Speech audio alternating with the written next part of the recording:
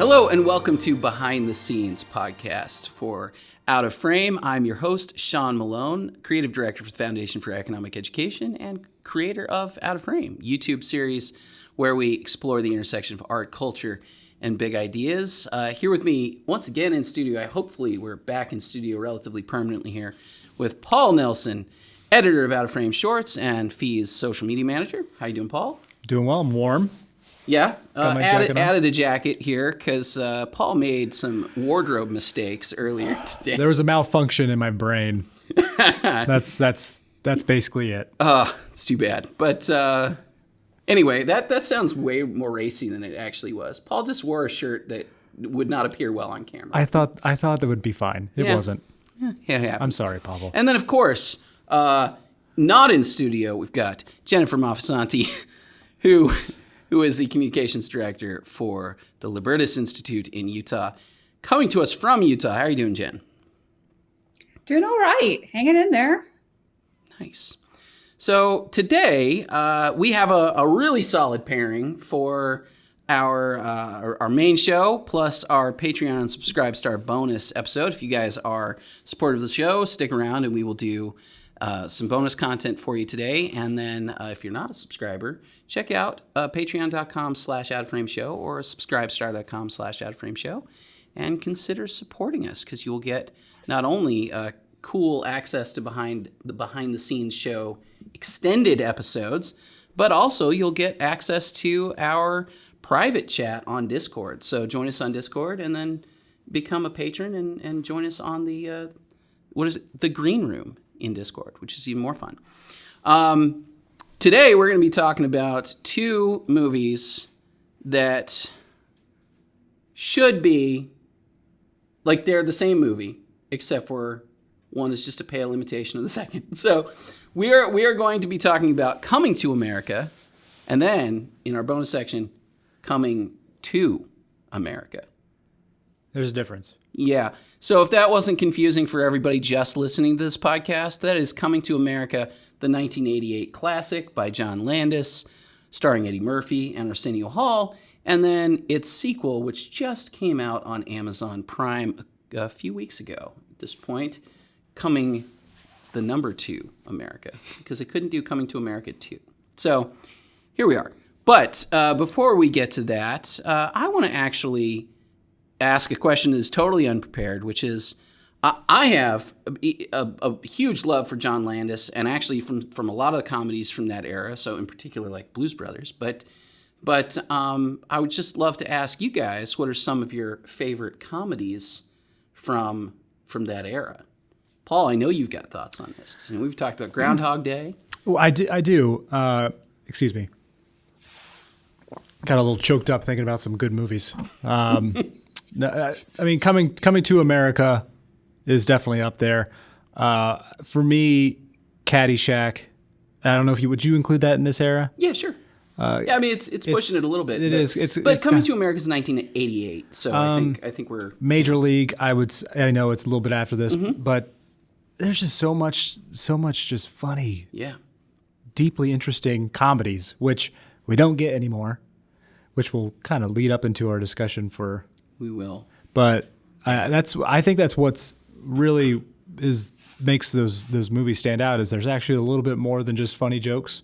Yeah. You know, it's not hitting you over the head with what you should think about it, but there's stuff there. Yeah. I think, man, again, Blues Brothers, huge win for me across the board. And then very similar to this movie, Blues Brothers 2000, awful. Like so bad and sad, really. Like it's sad that it was made, and in particular, like it was sort of sad because they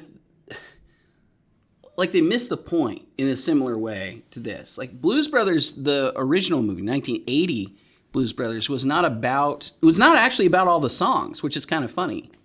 Like it wasn't just a concert movie. There are great musicians in it. There are great set piece, like musical numbers in that movie, but there's actually a story throughout the course of that movie that is fun and interesting, and and all the characters are actually driven to do something. In this case, they're on a mission from God, so they're trying to put the band back together. Which is, it's a simple plot, right? But at the same time, ultimately, they're trying to raise enough money to save an orphanage. Basically, that's the goal, right? So Blues Brothers 2000 it retreads some aspects of that in a really lame way while overstuffing it with the things that it wasn't really about. And I feel like that's a pretty good foreshadowing of what we're probably going to talk about later today. But and it's a tragedy because in Blues Brothers 2000 there are some great musical acts in that movie. So it's funny because you can have really good things in a movie and still the movie is awful, which will happen. But Jen, some of your favorite comedies from this era.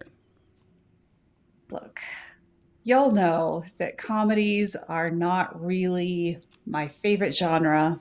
It's not really my jam. I have to be in a very specific kind of mindset in order to just like really enjoy a comedy movie. But I would say yes to Blues Brothers. That one is outstanding. I have some very fond memories of watching that movie with my dad. I'm also going to throw out Ghostbusters. Ooh, yeah. Yeah. Classic. Ghostbusters is a great one. Rewatching Ghostbusters for the recent Out of Frame episode we did on Ghostbusters, and then I rewatched Ghostbusters 2. Both of them really, really enjoyed, particularly the first one, of course. But like, I totally agree. That movie's, and I think another thing that's maybe foreshadowing our broader conversation here is like, it's an adult comedy. Mm-hmm. It doesn't pull a lot of punches. It doesn't go for fart jokes. It doesn't go for like kiddie kind of humor. And yet it's got some slapstick. It's got some great like slime gags. It's got some stuff that still would be in that vein. But none of it feels like it's like been put there by committee or that it's been forced in there because, haha, Nickelodeon is a thing or whatever.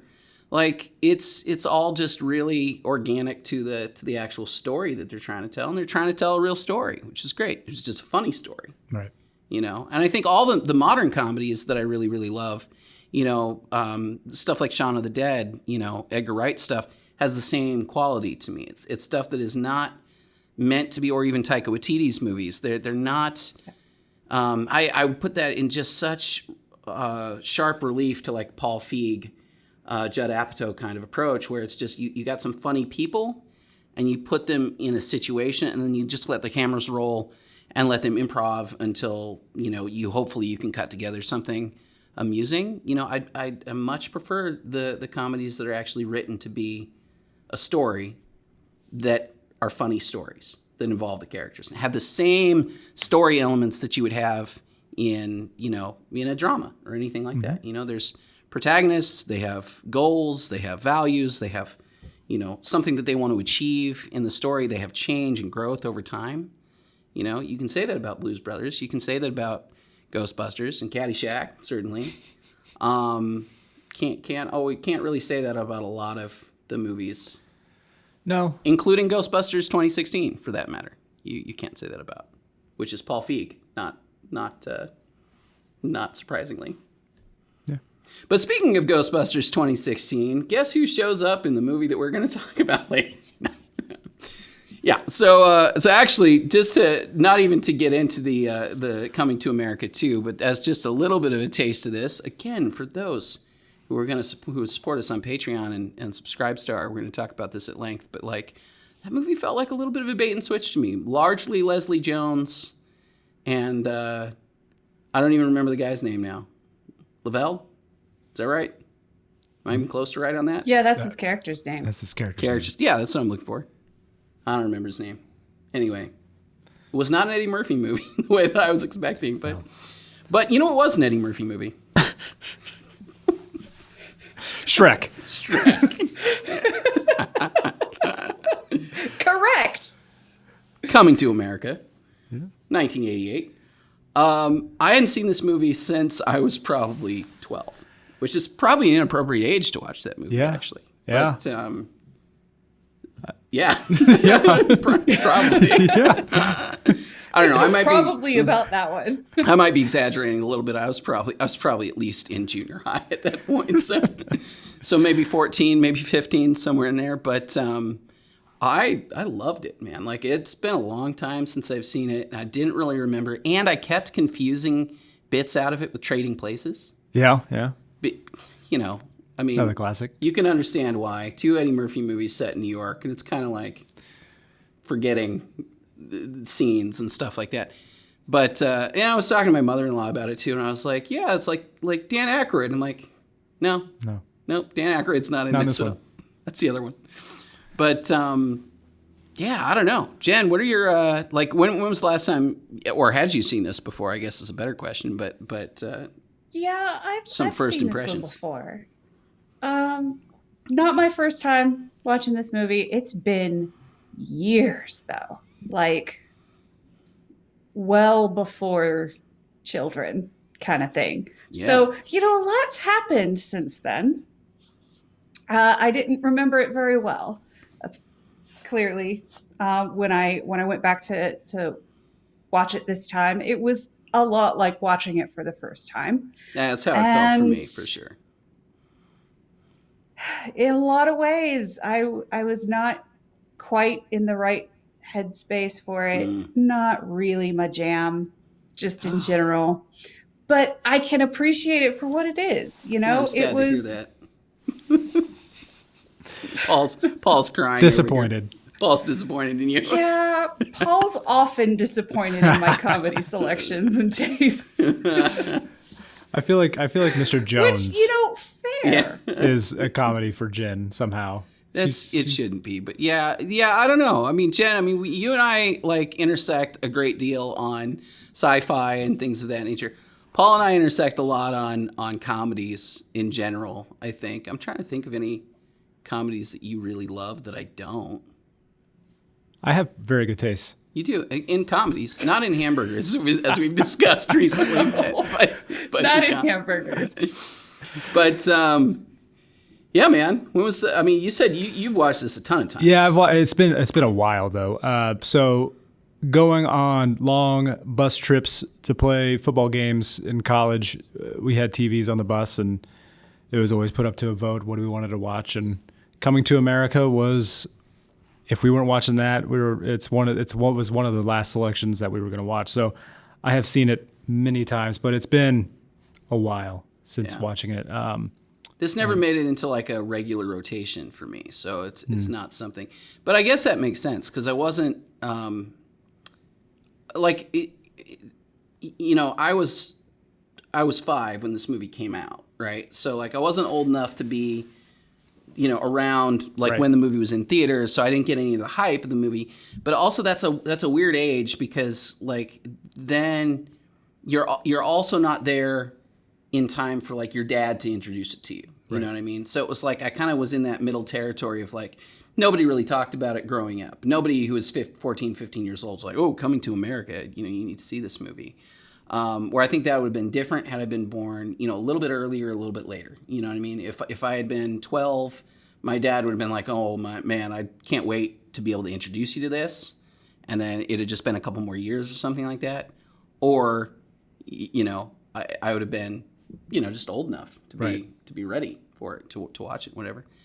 But man, I thought it was hilarious, and I kind of went in similarly. I don't know, maybe similarly. I don't think I was in the right headspace when I started watching it because I started watching it fairly early in the day, like it was 5 or 5:30 or something p.m., which is it's still light out. Like I'm not really done with other stuff and whatever, but it sucked me in right away, and I thought it was hilarious, and there were tons of great gags in it, and it was just really smartly written movie and a smartly directed movie, I thought. So, I had a great time with it. Yeah. But also all the more for me to be angry at Coming to America because I did watch them back to back and straight through, like there was like not even maybe 10 minutes between the two of them for me, and it was just like, oh no, this is what happened? This is not going the way that I would like it to go. No. I think Coming to America, 1988, what it gets right for me is that it knows what it's trying to say. Mm-hmm. We'll talk the new one. But Yeah. I think where a lot of comedies get lost is you got to know who your leading man or woman is. Yeah. And you really have to lean into it. And Eddie Murphy is really good at doing different characters. Yeah. And guess what? They did different characters, and it was fantastic. So I thought this would have been too early in Eddie Murphy's career for that. So I was not coming in, and because I didn't remember either. Yeah. And also, like, if you're a kid and you've watched this, like, you wouldn't even necessarily know that Eddie Murphy is some of the characters that he is. Like, he plays not all, because Arsenio plays a couple of them too, but like, there's like a recurring group of barbershop guys, right? And it's just your classic sort of Queens, Brooklyn barbershop. Like, these guys, old dudes hanging out there all day, just talking, doing whatever. And of the like 4 or 5 guys who are in there constantly, it's literally just Eddie Murphy and Arsenio Hall. I think there's one other actor. And one other. But, Eddie plays the barber, and he also plays like a Jewish guy named Saul, who like full prosthetics, full like, Robert Downey Jr. in Tropic Thunder, kind of like completely immersed into this like old Jewish character. But it works, man. Like, it's so funny. And I watched it like kind of going like, oh, that guy, because you can't, like, the makeup's good. Makeup's and there's no he sounds exactly like how you would think that somebody. Yeah. And so I'm listening to it. I'm like, there's a couple little inflections that I'm like, that's a little Eddie Murphy-ish. And then I'm like, oh my gosh. Right. Yeah. That is Eddie Murphy playing Eddie. Plus he plays I forget the character's name now, but the terrible singer. Oh. I'll look this up. Randy. Sexual chocolate. Yeah. We got to beep that, Pavel? I'm not sure. We just added a lot of beeping. I think you can do it. I think it's fine. All those characters Eddie is hilarious in. But then the thing for me, and this gets to your point about, knowing who your leads are and knowing who not just, I think you're kind of saying knowing who your lead actor is and what they're capable of, which I think is important. But I think it's also from a storytelling standpoint. Like, Akeem is a clear character. Yep. His motivations are clear. I know what he wants. I know why he wants it. Like, so the movie's pretty simple, actually. Ultimately, it's Akeem, a prince of this African country that doesn't actually exist. He's pampered. His whole life he doesn't really make any decisions. He doesn't do anything for himself. He complains in the opening scenes about not even being able to brush his teeth on his own. Hey, could I go to the bathroom by myself? And no, you're not allowed, right? Your royal wipers go in, whatever. And his dad, played by James Earl Jones, doesn't, he just thinks this is great. This is what royalty is supposed to be, and it's all, why would you even be bothered by this? There's nothing wrong. But then, of course, he's trying to arrange a marriage for him, and Prince Akeem is like, hey, maybe I could choose my own bride, or maybe I could go, actually have my own experiences. And I get it. Like, it's not an uncommon story that you've seen. I mean, you've seen this in Aladdin or whatever. I mean, he's basically Princess Jasmine from Aladdin, where he's stuck inside this gilded cage, and it's funnier, obviously. But his whole point is that he wants to go to America to meet somebody to spend time with. And what I kind of love about it is he's a really pretty good guy, actually. Like, he's super pampered, but he's not mean. He's actually really, really nice to everybody. He's really humble, actually. I think one of the nicer scenes in the movie for me are like, he's trying to come off as poor, right? So he goes and he moves into like the poorest neighborhood he can find, and kind of the worst apartment he can find. And yet, in spite of all of that, like, things keep happening around him. Like some people from his home country come out and see him he's at a basketball game, and they run into him, and they just, they're gushing. They want to take photos with him, and they're like, and so, his sort of soon-to-be love interest in the movie sees all this, but she's just like, oh, what's going on? Oh, they're just really nice. Met him in the bathroom. Met him in the bathroom, right? Which is a great gag, right? Great, funny moment, but also revealing, because at the same time, he's being super nice to them. He's not being mean or rude to them. He's not even trying to pretend that he's somebody he's not with them. Right. He recognizes that he's been caught in this why is the prince in America sort of thing, but here he is, But I like that about the movie a lot. He's a really good guy, and he's looking for, and even more than that, his motivations are really good. He's not looking to trick a woman into marrying him. He's not looking to deceive anybody, really. He's just trying to find somebody who is a really good person. Want somebody to love him for him. For him, yeah. And I think that's a really like nice and kind of noble thing to build a plot around. And it's not one you see a lot. I mean, we were just last episode, we were just talking about sort of losing the thread of heroism and stuff like that. But I feel like this is in that same vein, which is like, we just have a good guy here. Like, yeah. Who's trying not to have his wife be, basically a slave to whatever he wants her to be, which is an option for him. Like he could, his arranged marriage would be somebody who is trained from birth to just do whatever he said. Yes. And literally. Like the whole scene. Yeah. What's your favorite movie? Whatever your favorite movie yeah, is. whatever your favorite movie is, right? What music do you like? Well, what music do you like? Whatever music is your favorite, Like, that's boring. Right. Nobody wants that. But, some people want it. But good people shouldn't. Right. Right?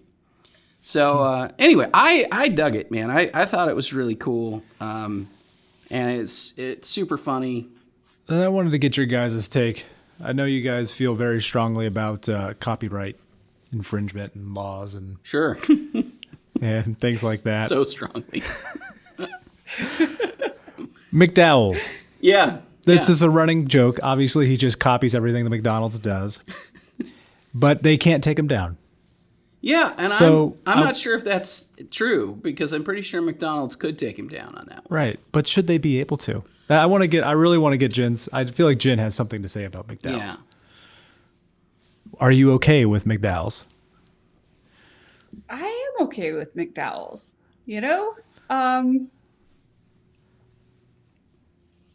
Why? Specifically. Because people are clearly choosing McDowell's over McDonald's. There's got to be some kind of differentiation there. You're going to tell me there's not a McDonald's just down the block in Queens?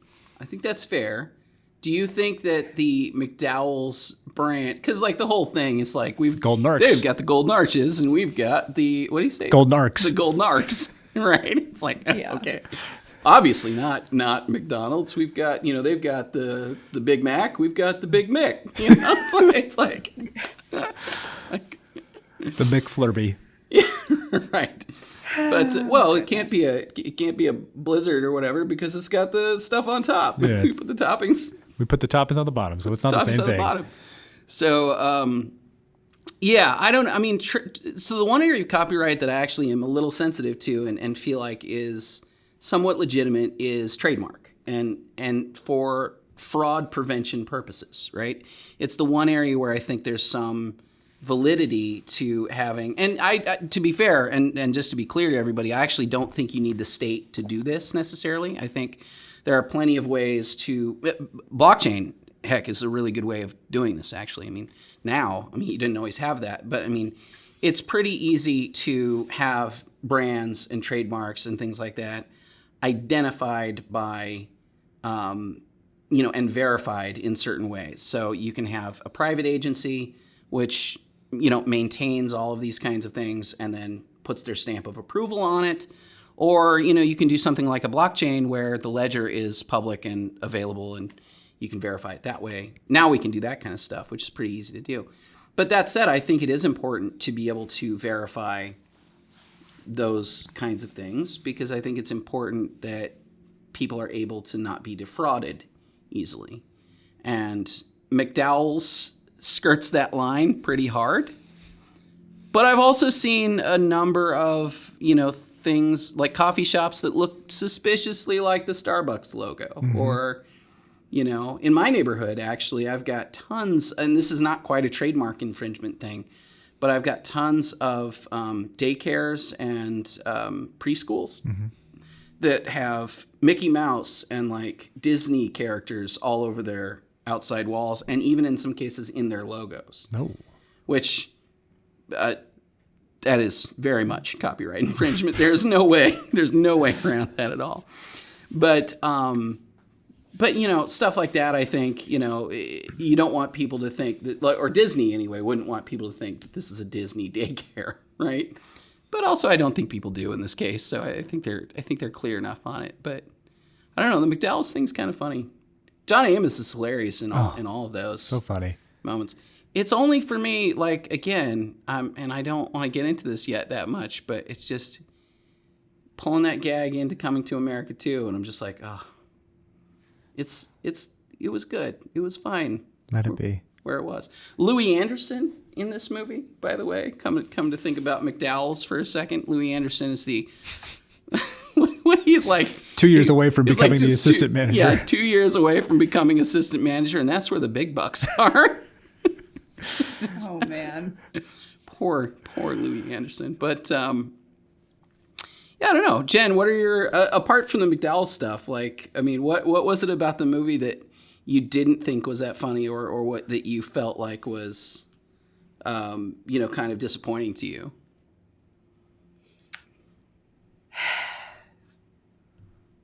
It wasn't really disappointing. It's just I don't enjoy embarrassment-based humor, first of all. Like, it makes me deeply uncomfortable.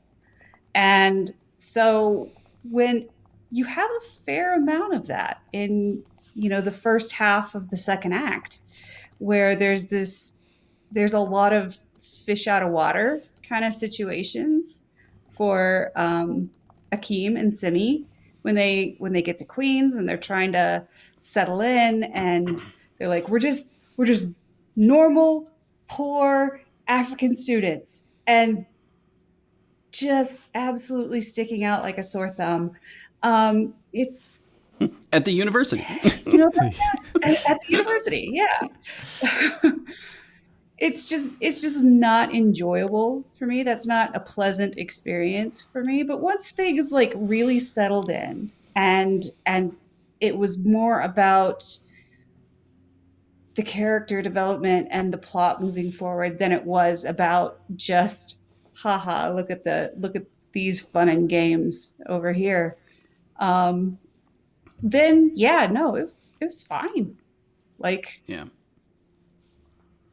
So I think it stopped being an uncomfortable experience for me. So I didn't really. I mean, for me anyway.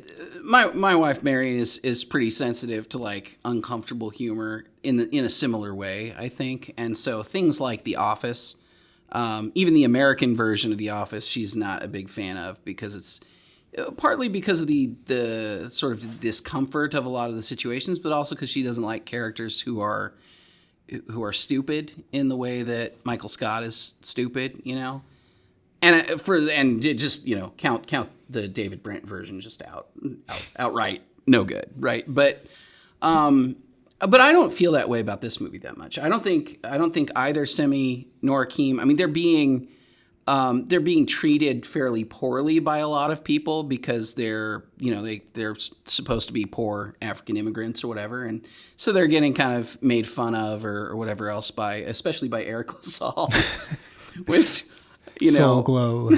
yeah. So he's got like the love interest rival is played by was it General Hospital or ER? It was ER is Eric LaSalle, I should say. With a Jerry curl, which is his family's Jerry curl empire. Yep. Which is great, but but he's like making fun of him and treating him really badly and everything. But I think that just, for me, that's just a part of. It's part of what Akeem was going for. That's the experience that he wanted to have, that he deliberately set out to give himself to some extent. But secondly, again, it all makes sense within the context of the story. So you've got, and it's heightened a little bit. I think he's being a little bit more of a jerk in some ways. But it's not as heightened as it would be in a movie today. Like, you wouldn't do, like, the rich guy in movies today. He would be, it would be way worse, and you would just absolutely... Oh, you'd have to hate him. And he'd be not just, like, mildly making fun of this guy from where he's from. He'd be, engaging in some, like, horrible, probably hurting him or doing something deliberately to, like... injure him. And also doing something behind the girl's back. Oh, yeah, and he'd be a bad person in every other possible way, for sure. So, I think that even that is relatively subtle. And then I think the main thing is, like, again, coming back to what I really, really liked about the movie is that it's about two characters, like, really two characters, because Sherry Headley, is that right? I looked that up real quick. Yeah, Sherry Headley played Lisa, who was the daughter of the McDowells, the McDowells empire. But she, similarly, like Eddie Murphy's whole point, Akeem's whole point of going to America is to find somebody who liked him for who he was and for, his personality and everything else, not just because he was a rich guy. And he meets this woman, who's working at McDowell's, I guess, basically their bookkeeper, I assume. Yeah. It's not quite clear what her job is, but she's doing a job that, she's dating Eric LaSalle, and he's sitting there telling her, oh, any woman of mine doesn't, shouldn't have to work, right? Oh, I should just be able to take care of you. You shouldn't even have to do anything. She wants to work. She wants independence. She has thoughts. She has favorite movies and TV shows and music, and she's a person with her own identity, which is exactly what he was looking for, what Akeem was looking for.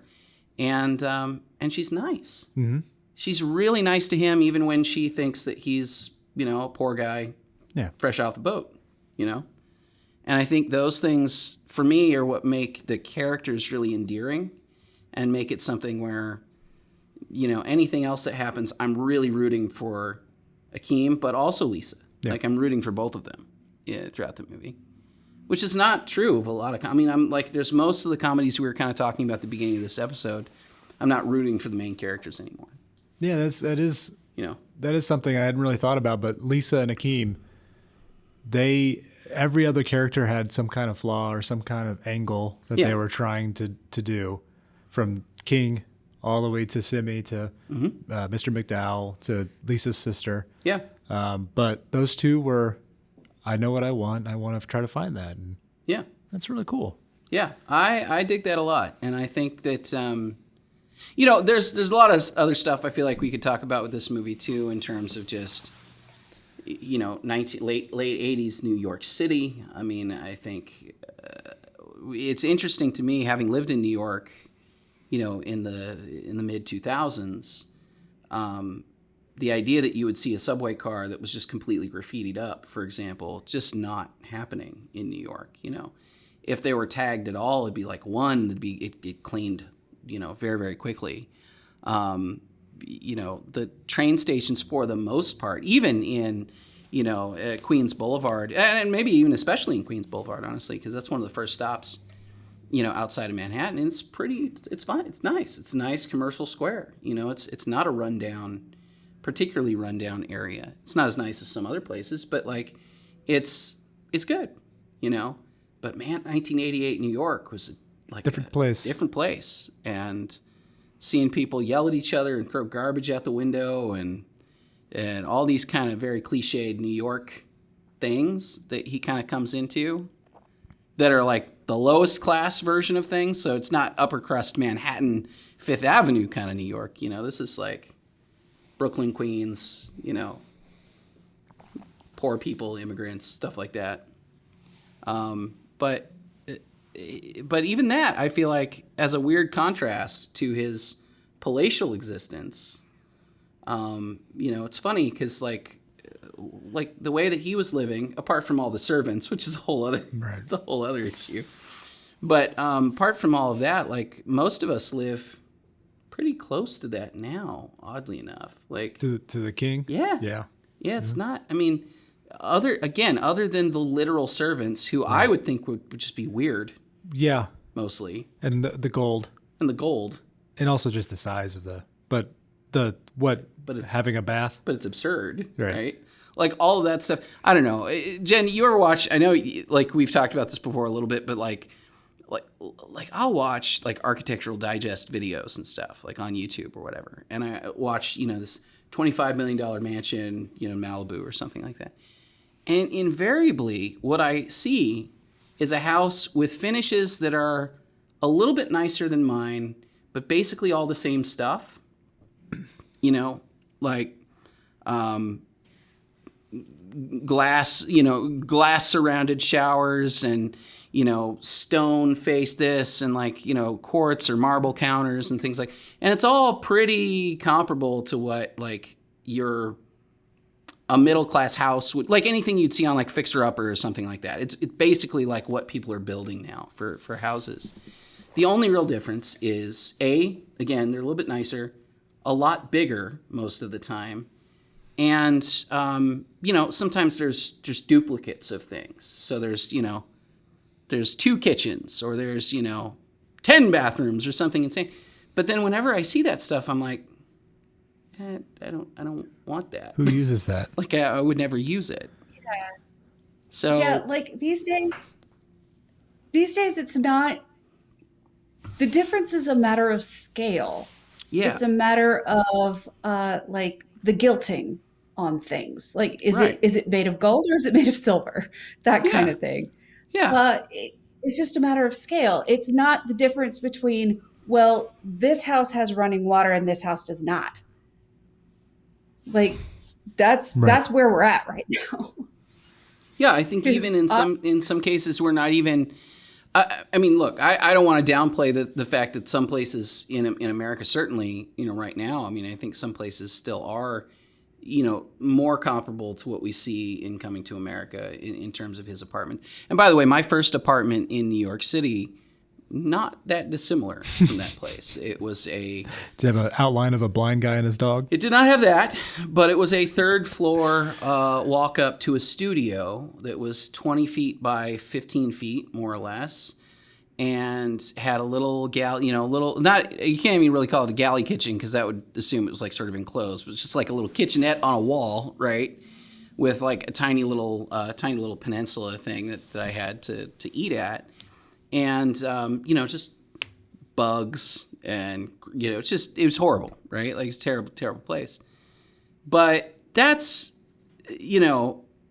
not what most people expect anymore. I mean, I think that's something for broke college students or people who are at the kind of the bottom end of the income spectrum, which, still I think is important that we recognize and kind of deal with that. But like when you're looking at the gap between royalty and the peasantry, that gap has shrunk so much. Even going back to my Architect's Digest thing, flat screen TVs everywhere. Oh, okay, I can do that, right? Multiple cars in many cases, like. Jen, you're a pretty prime example of this, actually. But like, you have, well, your husband has a car just for fun, just purely for racing and stuff like that. I mean, these are the kinds of things that are available to people now that, wouldn't be available in any other time. And then also all the other stuff around it, I just think is weird. Like the servants or the like. That's awkward. Yeah. Like That is awkward. Like, it's funny. I don't even like people having like helping me with my groceries, like out to the car. Like that makes me deeply uncomfortable. Yeah. It definitely makes you feel for a kid, because I think everyone watching that in our society would feel uncomfortable. Yeah. So that you naturally like, yeah, of course you want to get out of there. Yeah. Yeah. Come to America. We don't have butt wipers. You have to do it on your own. You got to do it on your own. But, sometimes that's the right move. I think a lot of times that's the right move. Man, I don't know. What else do you guys want to say about this movie? Because I think for me, I was really enjoying revisiting it. And I think I'll actually bring it into kind of regular rotation because I think it actually went pretty high up there on the list for me. Yeah. I would want to know you guys' where would Eddie Murphy take in his whole career? Where would he rank on your list of maybe, I don't know if Jen, if you have a list of top comedic actors? Yeah. Or for like stand-ups, because I think both. Let's stick with interesting lists. Yeah, let's stick with the comedic actors because the stand-up is very different. Eddie's a little hit or miss. There are, I mean, it's not as an actor necessarily, but I should say his movies are a little hit or miss. He's got some, you've got the like Pluto Nashes in there. That was old. Yeah. I'm just saying, there's some of those in there. There's the Dr. Doolittles in there, here and there, right?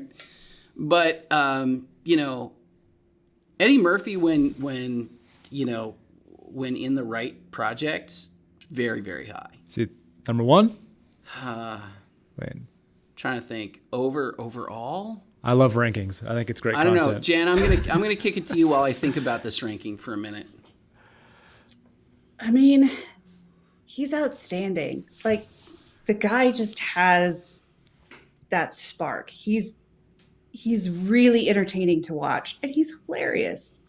I don't know if I would put him at my number one as far as comedic actors is concerned, but he's probably top 5. Yeah. So who are in the rest? This is the thing we got to know. So are we going to span eras? All time.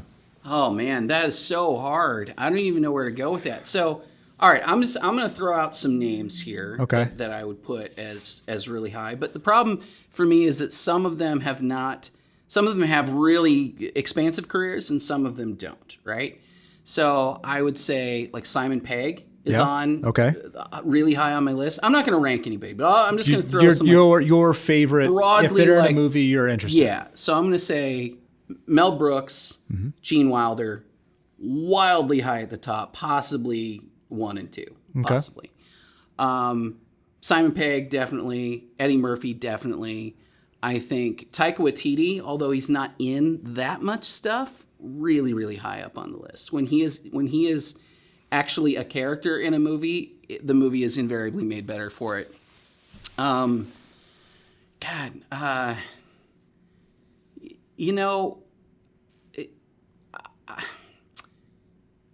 I hesitate to say this because I think he's sort of at the bottom of this list, but Dan Aykroyd for me is probably pretty high up there. I am not actually as big a fan of, Bill Murray I like, but I don't know if I'd put him. I think I'd put him kind of in that same kind of Dan Aykroyd territory for me. Oh wow! I know that one's going to be probably my most contentious one. I don't know. I think I'll end my thoughts there for now. But I feel like I'm missing big gaps, right? Like, because there's whole territories in like the 90s through 2000s. The early 2000s that I'm kind of skipping over. Yeah. But I'm trying to think of who I really, really liked. And there are people that have like Kevin Hart, for example. I think would be a good example of right now when Kevin Hart or Awkwafina. We mentioned Awkwafina earlier. But again, her career is not expansive enough for me to really judge totally. But I will tell you, every movie I've seen her in so far, she has been absolutely the standout. I love Awkwafina. She is so funny. Which I didn't really expect because like her voice and everything else, I would think, she was going to be... Crazy Rich Asians, best character. Best character and also a really good movie. Yeah. Like completely unexpected to me. Like I didn't... The title doesn't really give you anything, which is, fine. But... Then absolutely, Awkwafina is phenomenal in that movie, and it was way funnier than I thought it would be. I'm gonna throw out John Cleese. Oh my gosh! I can't believe you didn't put him on your list, Sean. Yeah. So this also brings up TV, right? So if we bring in comedic actors on TV, it opens the door to things like Stephen Fry. It opens the door to Hugh Laurie. I actually think Kevin James is largely underrated. It's an interesting I one. love Kevin James. I like Kevin James. He made a career out of being a bigger gentleman, wearing T-shirts, sweatpants, and running shoes. Yeah. Good for that man. But he's legitimately funny consistently. Hilarious. And, particularly TV. I mean, even honestly, like we watched his new series, the Pit Crew one. Yeah. The Crew. I think it's just called The Crew. Yeah, we watched that as well. Which there are things about that show that I don't love. And they mostly come down to being classic, just standard sitcom format stuff that I don't really like. But Kevin James still really good in it. He is so funny. He brings it. He does. So I'm also gonna put Will Smith out there. yeah, I was about to bring up the Big Willie. Will's an interesting one though, because I actually tend to associate Will Smith more with dramatic stuff. He has done a lot of dramatic Which is not, stuff. I mean, it's fine, but like, That's okay, true. and also we didn't say Robin Williams, which is a horrible mistake. Robin Williams. Oh A man. crime against humanity for me. I think he's overrated. Look, I could give you that he's potentially overrated, but like when Robin, again, it's similar to Eddie Murphy in the sense that when Robin is in the right character, there's nobody who could even come close to doing what he's doing. Eddie Murphy He just also would be has better at astonishing everything. range. The genie in Aladdin would be better if it was Eddie Murphy. I don't think that's true. Oh, it would be awesome. Then why? Okay, so here's a question for you, Paul. Remake of Aladdin with Eddie Murphy instead of Will Smith. Yes? See, I love Eddie Murphy and Will Smith both. I think Will Smith is, just in general, he is one of the most successful people of my life. He's crazy. Yeah. Every single aspect, movies, TV, music, No. Yeah. like Hits so after hits. that's a hard one for me because I have a very Social media too. big Instagram. Everything he does, he does Instagram. it amazingly well. The dude is His just TikToks. Yeah, his Crazy TikToks are amazing. talented. I mean, he's got really good people for that, but like, dang. He is just a talented dude, and so let's not bring that up. If the original genie was Eddie Murphy instead of, but I don't think that would have been the right fit because at the time Eddie Murphy was a little too edgy. Oh yeah. That was pre-Shrek, pre-Pluto Nash. Yeah. So, yeah. So there's a couple we've left out. Will Ferrell. Okay. He had a run. He had in the naughty oddies. Yeah. But you know who I put in that same category even higher? Tom Lennon. In the same? I don't know. I mean, Anchorman, old school, semi-pro, Talladega Nights. Yeah. But I'm not that big a fan of many of those. No. Okay. Yeah. All Not right. comparatively. All right. You know, we haven't. I mean, I don't know if we wanted to bring female comedic actors in there. Tina Fey. Tina Amy Fey. Poehler. Tina Fey, yeah, Tina Fey's way up there. Tina Fey is probably my number one. I mean, we've talked about Awkwafina enough already, but she's quickly becoming up there for me. I think there's a lot more that I can think of from like sort of earlier a little bit. You know, the kind of Gilda Radner kind of era, you know, but. You know, Carrie Fisher even as a comedic actor, phenomenal. Yeah, she was great. But yeah, there just hasn't been for movies. It's more television. Yeah. I mean, I think now we're into the territory of like the Kate McKinnon kind of thing, and I like Kate McKinnon fine, but like, you know, there's a weird thing for me with the particular crop of like SNL. Yeah. Again, coming back to Leslie Jones, which we're going to get into that in a second. But like, I think Leslie Jones is hilarious. Really? I do. I don't know how.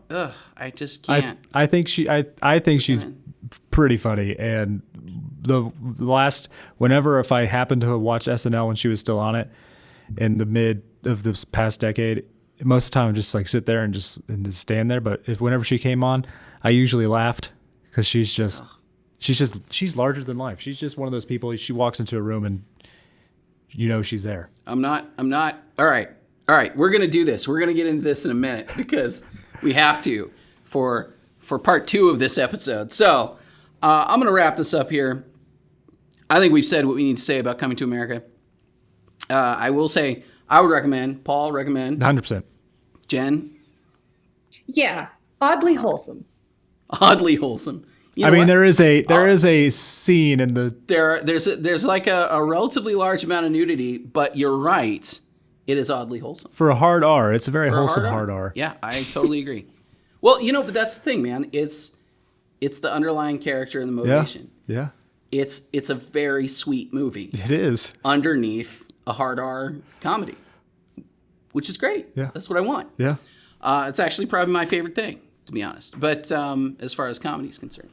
So with that in mind, we're going to end this part of the show here. For everybody who supports us on Patreon and Subscribestar, stick around. We're going to continue this discussion with Coming to America, Part 2, Coming to America sequel. But for everybody else, thanks for watching or listening. Thanks for checking us out on YouTube at youtube.com/vionline.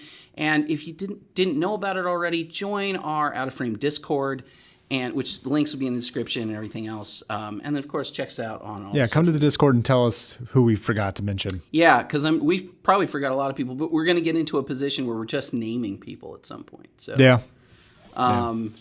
which can happen in these lists as well. But anyway, thank you so much for watching, and we will see you next time.